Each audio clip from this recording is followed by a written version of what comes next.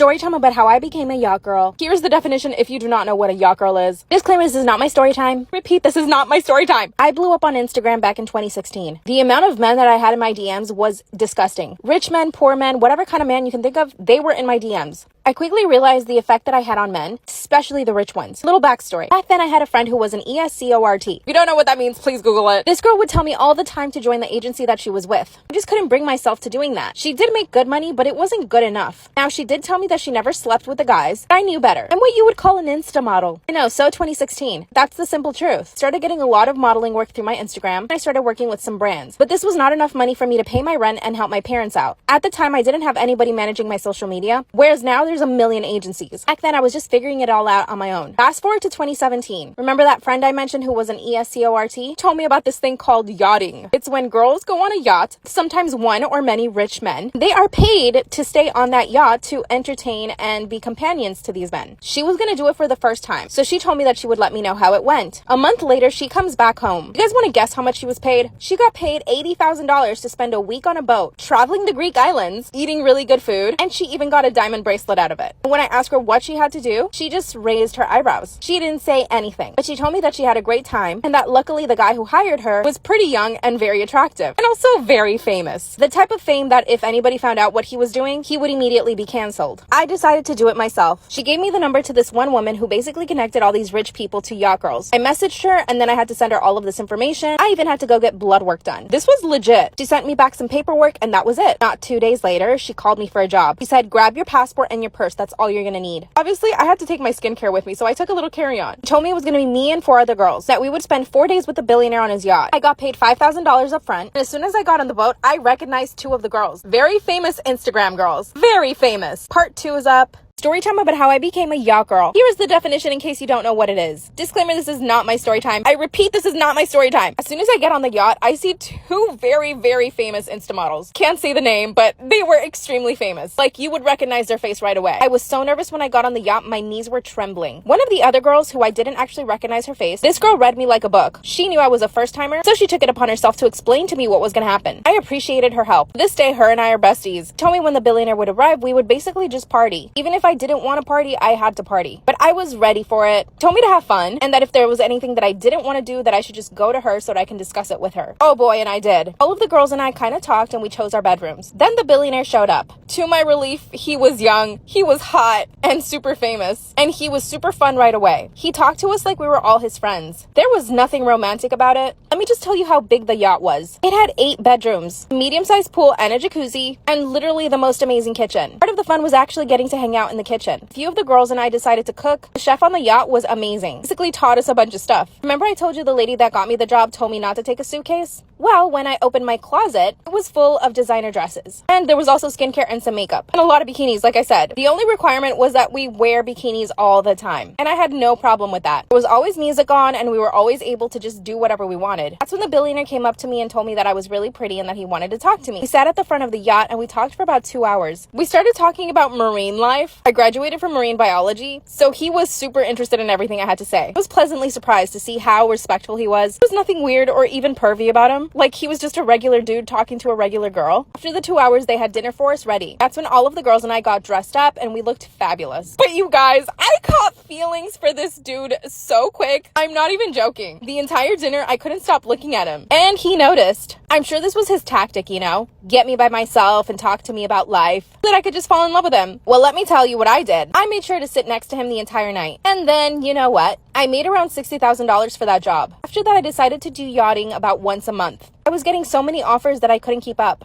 But at the same time, I did want to prioritize my parents. I made more than $1 million my first year, paid off all my parents' debt, and I paid off the mortgage on their house. Remember the billionaire that I went on the first trip with? I see him almost every single month. He always flies me out to wherever he is, but no, he does not want a relationship. I'm not trying to be one of his baby mamas. I definitely don't want to do this too much longer though. The billionaires and millionaires are not always good looking guys. They're not always nice, let me tell you. This one guy slapped me once because I didn't want to go into a bedroom with him, so I'm starting my own businesses. Can you guess who some of the yachting girls are? Hi. Story time about why I will never let my sister pet sit for me ever again. So a little background information, I was 18 and it was the summer before my freshman year in college. And it was towards the end of the summer, so I decided that I wanted to take a vacation with a few of my girlfriends before we all went off to the different colleges that we were going to. And I have a lot of pets. I have 4 hamsters, 2 snakes, a tarantula, 2 birds, and 1 fish. So I asked her if she could watch all of them. She said yeah, so I wrote her out a schedule of when they need to be fed. And I wasn't even going to be gone a week, so it would be pretty easy because I already cleaned all their tanks and everything like that.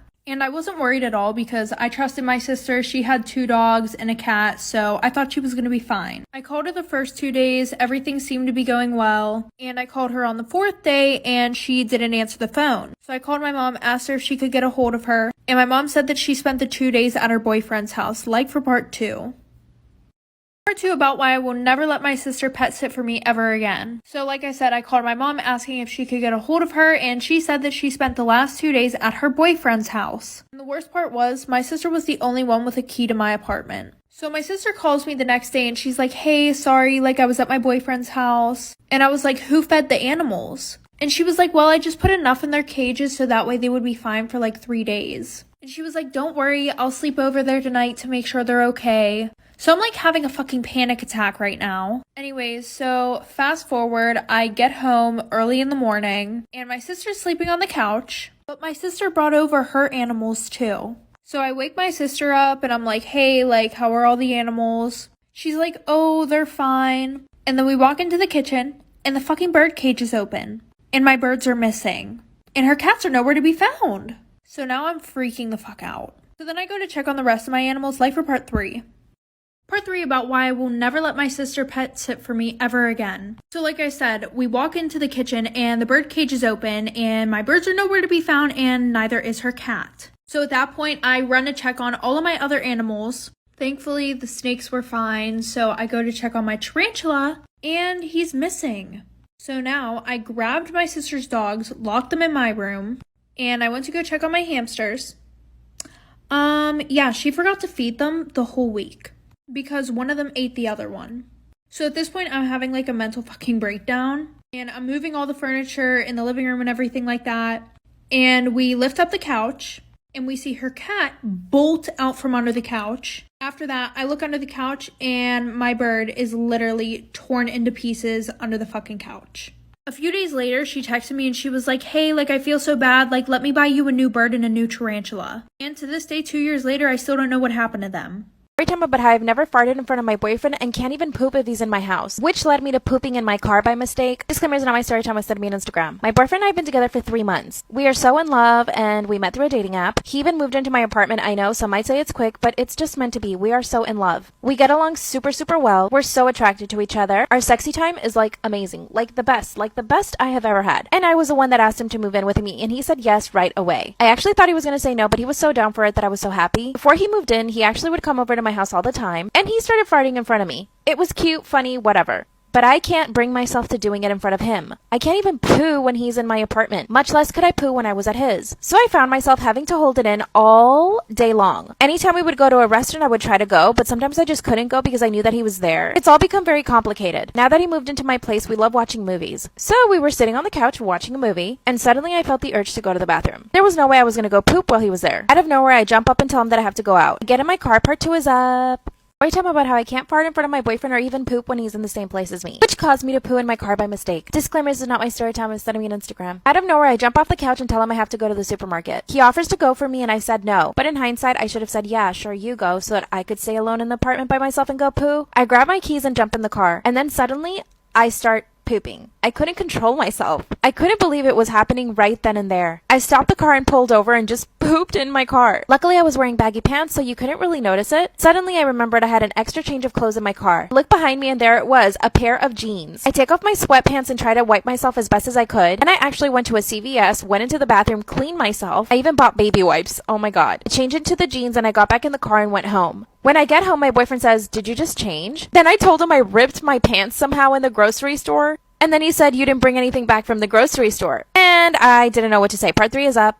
Time about how I can't fart in front of my boyfriend and this caused me to poop in my car by mistake. Disclaimer, is not my story time. I was on my Instagram. I told him that I had ripped my pants, so I changed it to other pants. And then he asked, but you didn't bring anything back from the supermarket. And I said, oh yeah, you're right. Then I told him that I went to CVS instead because I needed baby wipes, which I actually did buy them, so I showed them to him. But let's remember, I had just pooped on myself, so I really wanted to take a shower. So I tell him, hey babe, I'm actually gonna take a shower because I just got my period. Then he says, but you just had your period last week. I just kept digging a bigger and bigger grave. Then he sits me down and says, what's going on? I just couldn't lie anymore. And I told him the truth, that I had pooped in the car because I didn't want to poop in the apartment because he was there. That's when he started laughing maniacally and told me that I was being so stupid. To this day, I still can't fart in front of my boyfriend. And I still can't go to the bathroom. I'm not sure how to fix this or how to even go about actually doing it for the first time. So maybe you guys have some ideas. Also, never going back to that CVS because I'm pretty sure I didn't put the pants in the trash and they were just lying on the floor and they saw me go in. What should I do? Storytime, I was the toxic best friend. So a little background information, I was 16 and a sophomore in high school. And at the beginning of the year, I met this girl who we're gonna call Riley. Riley and I hit it off straight away. Like a week after knowing each other, she knew everything about me and I knew everything about her. Well, then she tells me about this guy that she's talking to, who we're gonna call Jay. She said that they would hook up sometimes and he would text her sometimes. But she said that I couldn't tell anybody because he said that it had to be a secret. So I tried telling her that he sounded like a fuckboy, but she decided she was going to do whatever she wanted. And I was like, okay. So fast forward to the end of the year, he adds me on Snapchat. Okay, don't get me wrong. He was really hot, but I had my own thing going on. So I really didn't pay that much attention to him. And I thought he maybe added me on Snapchat to be like, oh my God, I really like your best friend. And then I also was caught between a rock and a hard place. Do I tell my best friend that the guy that she likes just added me on Snapchat? Or do I lie to her? Well, I was gonna tell her until I got a Snapchat from him, like for part 2. Storytime about how my sister went missing on our family vacation. So little background information, my sister, my family, and I decided to stay at a beautiful luxury resort in the Caribbean. Now my sister was quite a few years older than I was, but I was super excited because my sister and I were finally going to be able to spend time together after her being away at college for what felt like so long. Which her and I did spend a lot of time together, but my sister was living her best life. She was young, smart, outgoing, beautiful, and everything else under the sun. Allison, aka my sister, was the girl who in a room full of 100 other people, she was the one who caught your eye. And of course, all of the guys were drooling over her. There were the boys that were her age, and then there were the older men, and then there were even some of the married men. Gross, I know. And even some of the women. But she had 2 little vacation situationships going on. And like I said, she was living her best life until she wasn't. But one night my sister Allison ended up not coming back to the room. And that was the plot of Saint X, a new show on Hulu with new episodes every Wednesday, streaming now. Cinco de Mayo matters. No, it's not just tacos and margaritas. Here's the history of Cinco de Mayo. No, I'm not Mexican. I'm from Nicaragua, which I'm gonna do a whole series on Nicaragua. I refuse to take off these pimple patches. They're the only ones I have, okay? So don't touch me. Cinco de Mayo celebrates Mexico's victory over the French Empire in the Battle of Puebla. This all went down in 1862, a long time ago. Everything started when Mexico had a huge debt with the Spanish, the French, and the English. Mexico could not afford it, so they had to declare a temporary moratorium, which means we're not gonna pay you guys for like 2 years. And then the French, the Spanish, and the English were like, no, we're coming over there. They sent all their troops over to Mexico. Damn, gosh, that's really pigmented. So the French had an ulterior motive because they wanted to establish a French empire in Mexico. France was under the rule of Napoleon III, which, by the way, he was the nephew of Napoleon Bonaparte. And coincidentally, Napoleon Bonaparte died May 5th, 1821. And then his nephew went on to try to establish a French empire in Mexico. I mean, what is happening? This is when Spain and the English withdrew, so the French were left by themselves. But of course they stayed because they had that ulterior motive. So the French march over to Puebla, and they're fully expecting to win. But what the French didn't know was that the Mexicans had way more troops than they thought. I'll tell you the number by the end of this video. You're gonna be shook. For 3 days, the Mexicans managed to keep the French back. This meant that they were able to kill the French as they came towards them in the battle. The Mexicans ended up killing about 500 French soldiers, whereas only less than 100 Mexican soldiers died that day. This was such an important battle that they won because the French had not been defeated for over 50 years. That day, the French had 8,000 soldiers. Let's guess how many the Mexicans had. a little less than 4,000 men. So winning the battle was a huge deal. Then President Juarez declared May 5th the official anniversary of the Battle of Puebla, which we now know as Cinco de Mayo. Fast forward to the 1980s, something really interesting started happening. Beer companies started capitalizing on Cinco de Mayo. They started marketing their beer based around the holiday. And with that, it blew up. Americans started celebrating Cinco de Mayo everywhere, what we now know as Cinco de Mayo. It's a completely different and commercialized version of what Cinco de Mayo is. I'm sure if you went to any bar celebrating Cinco de Mayo, I think most people in there are not going to know why Cinco de Mayo is celebrated or that there was even a battle that happened in 1862. George W. Bush was the first president to celebrate Cinco de Mayo at the White House. Cinco de Mayo is a day for special pride and remembrance for people on dos lados de la frontera. It's a reminder of the proud heritage of many Americans. Nowadays, it seems like people assume that Cinco de Mayo is the Mexican Independence Day, which is completely wrong. That's in September. The U.S. made it into a consumerist holiday. People don't even know why they are celebrating it. And if you haven't followed me already, you should totally follow me, okay? Oh, I'm also a day late, but I was on a plane yesterday, so that's my excuse. Bye! Cinco de Mayo matters. No, it's not just tacos and margaritas. Here's the history of Cinco de Mayo. No, I'm not Mexican. I'm from Nicaragua, which I'm gonna do a whole series on Nicaragua. I refuse to take off these pimple patches. They're the only ones I have, okay? So don't judge me. Cinco de Mayo celebrates Mexico's victory over the French Empire in the Battle of Puebla. This all went down in 1862, a long time ago. Everything started when Mexico had a huge debt with the Spanish, the French, and the English. Mexico could not afford it, so they had to declare a temporary moratorium, which means we're not gonna pay you guys for like 2 years. And then the French, the Spanish, and the English were like, no, we're coming over there. They sent all their troops over to Mexico. Damn, gosh, that's really pigmented. So the French had an ulterior motive because they wanted to establish a French empire in Mexico. France was under the rule of Napoleon III, which, by the way, he was the nephew of Napoleon Bonaparte. And coincidentally, Napoleon Bonaparte died May 5th, 1821. And then his nephew went on to try to establish a French empire in Mexico. I mean, what is happening? This is when Spain and the English withdrew, so the French were left by themselves. But of course they stayed because they had that ulterior motive. So the French march over to Puebla, and they're fully expecting to win. But what the French didn't know was that the Mexicans had way more troops than they thought. I'll tell you the number by the end of this video. You're gonna be shook. For 3 days, the Mexicans managed to keep the French back. This meant that they were able to kill the French as they came towards them in the battle. The Mexicans ended up killing about 500 French soldiers, whereas only less than 100 Mexican soldiers died that day. This was such an important battle that they won because the French had not been defeated for over 50 years. That day, the French had 8,000 soldiers. Let's guess how many the Mexicans had. A little less than 4,000 men. So winning the battle was a huge deal. Then President Juarez declared May 5th the official anniversary of the Battle of Puebla, which we now know as Cinco de Mayo. Fast forward to the 1980s, something really interesting started happening. Beer companies started capitalizing on Cinco de Mayo. They started marketing their beer based around the holiday. And with that, it blew up. Americans started celebrating Cinco de Mayo everywhere, what we now know as Cinco de Mayo. It's a completely different and commercialized version of what Cinco de Mayo is. I'm sure if you went to any bar celebrating Cinco de Mayo, I think most people in there are not going to know why Cinco de Mayo is celebrated or that there was even a battle that happened in 1862. George W. Bush was the first president to celebrate Cinco de Mayo at the White House. Cinco de Mayo is a day for special pride and remembrance for people on dos lados de la frontera. It's a reminder of the proud heritage of many Americans. Nowadays, it seems like people assume that Cinco de Mayo is the Mexican Independence Day, which is completely wrong. That's in September. The U.S. made it into a consumerist holiday.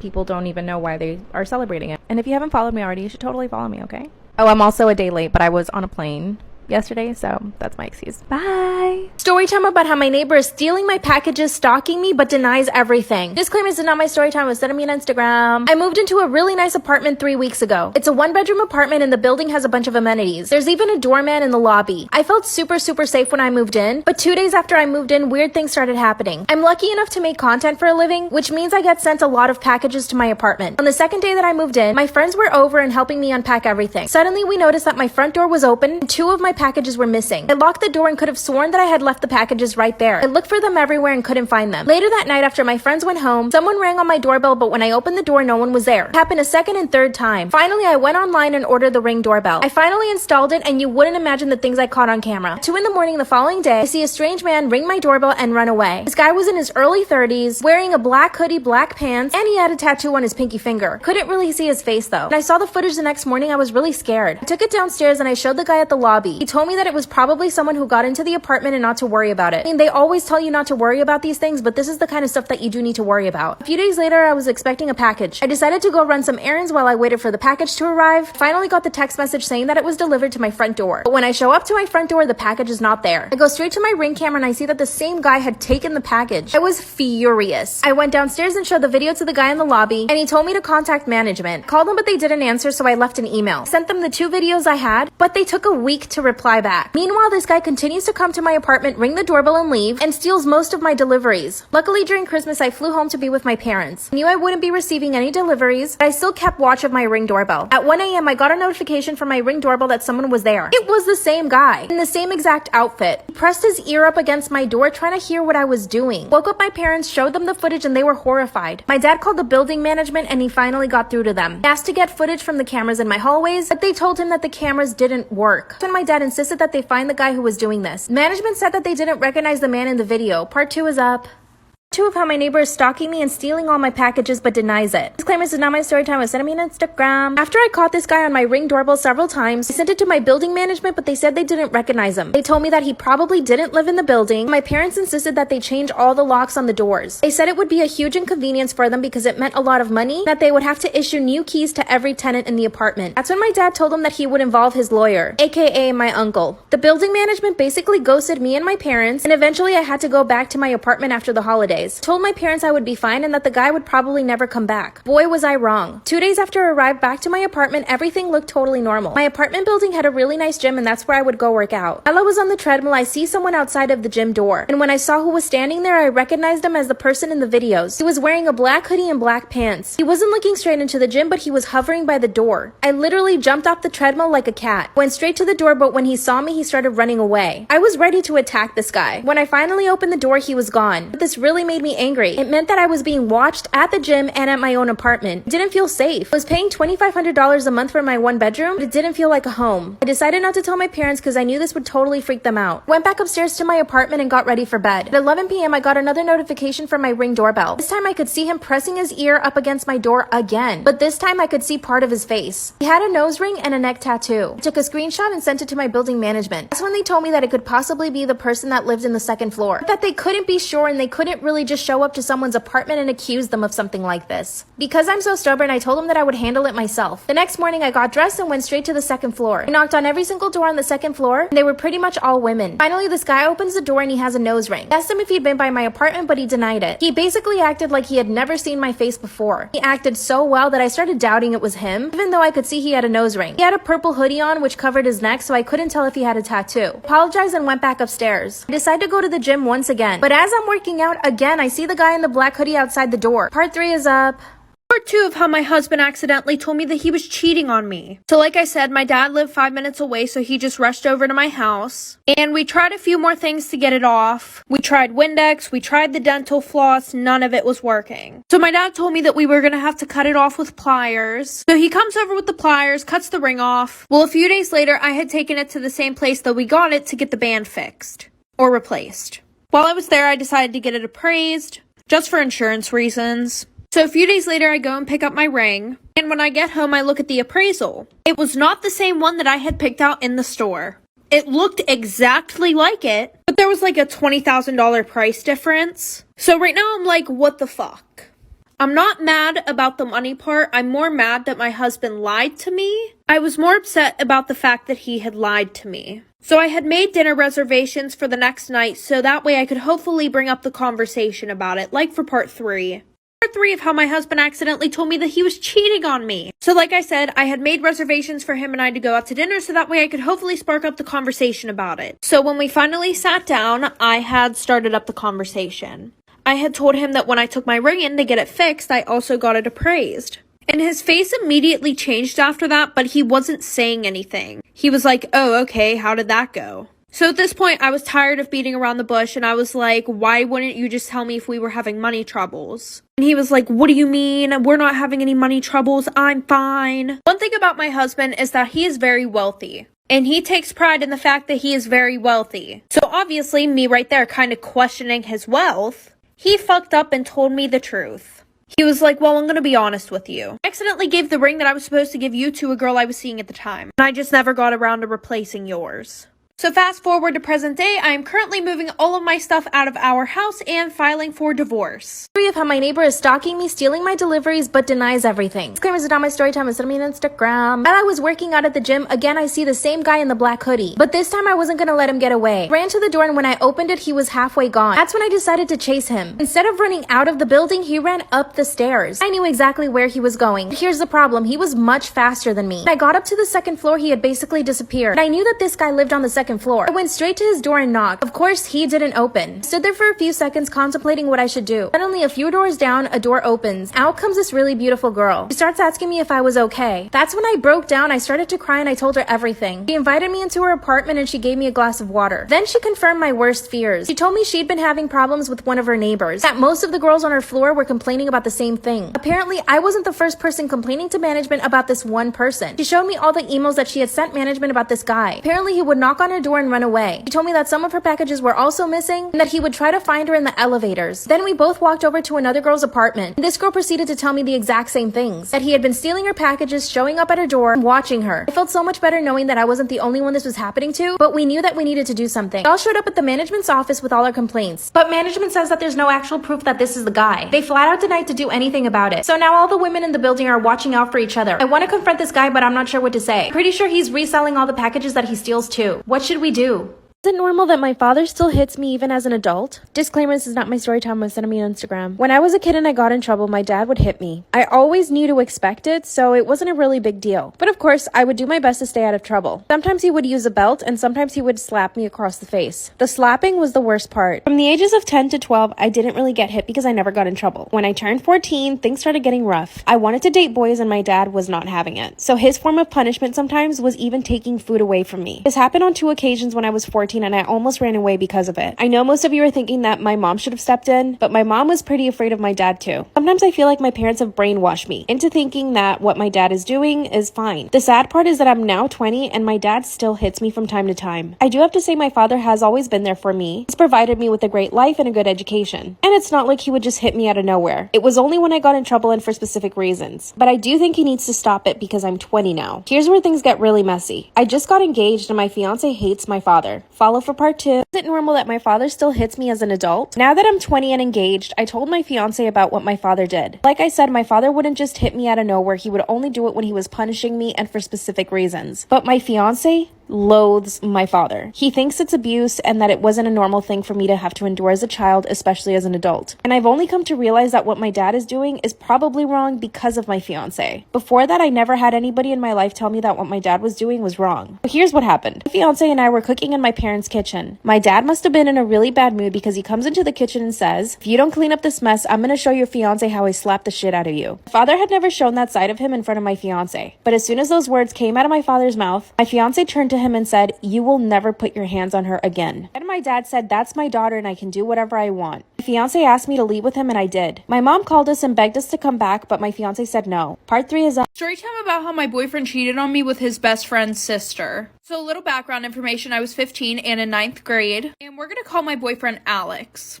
Alex and I had been together for 6 months, and at the beginning of our relationship, his best friend, who we're gonna call Caleb, him and I literally despised each other. But Alex would always want all 3 of us to hang out, so we decided that we had to get along. So we decided to keep it civil only when we were with Alex. Well, fast forward, all of a sudden, Caleb's grown-ass sister starts hanging out with Caleb and Alex 24/7. And it was weird because she was like a senior hanging out with a freshman. But I didn't think anything of it at first. Well, then out of nowhere, while I was at school, like a week later, Alex says that him and I need to have a talk. So we start walking away from Caleb, and as we're walking away, Caleb looks at me and gives me like this good luck look. Then he told me that he wanted us to take a break. Like for part 2.